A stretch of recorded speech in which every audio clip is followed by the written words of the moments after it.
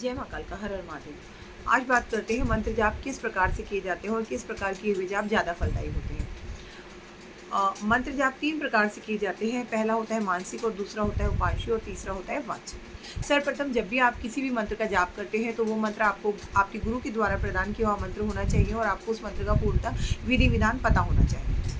जब आप मानसिक जाप करते हैं, मानसिक जाप करते टाइम आपका सारा ध्यान आपके आज्ञा चक्र पर और अपने मंत्र के ऊपर केंद्रित होता है।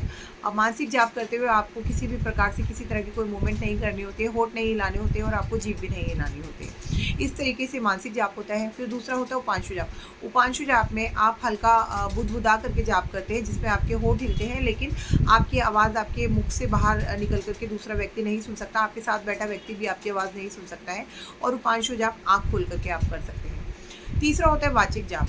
वाचिक जाप में आप बोल बोल के जाप करते हैं, जिसमें और जो अगर आप एक कमरे में अगर आप जाप करें तो वहाँ बैठे सभी व्यक्ति आपकी आवाज़ भी सुन सकते हैं, आपके मंत्र को भी सुन सकते हैं। इस तरीके से किया हुआ जाप वाचिक जाप होता है।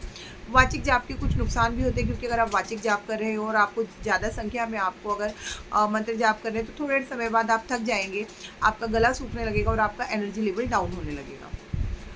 तो उपांशु अधिकतर जो ज़्यादातर साधनाएं होती है, साधनाओं में उपांशु जाप किए जाते हैं। उपांशु जाप में अगर आप किसी शक्ति का प्रत्यक्षीकरण चाहते हैं तो आपको आंखें खोल करके जाप करना होता है और उपांशु जाप करना होता है। और अगर आप अपने गुरु मंत्र का जाप कर रहे हैं तो मानसिक जाप से बेहतर उसके लिए कुछ भी नहीं है। गुरु मंत्र में हमें माला की भी आवश्यकता नहीं पड़ती है, हमें मानसिक रूप से हमें गुरु मंत्र का जाप करना चाहिए। और गुरु मंत्र ऐसी चीज़ है सबसे मूल्यवान और सबसे जो ज़्यादा तीव्र अनुभव देने वाले हैं वो गुरु मंत्र ही होते हैं। और गुरु मंत्र आप कभी भी चलते फिरते मानसिक जाप गुरु मंत्र का कर सकते, सोते बैठते अपने दैनिक क्रियाकलाप करते हुए भी आप गुरु मंत्र का जाप कर सकते हैं।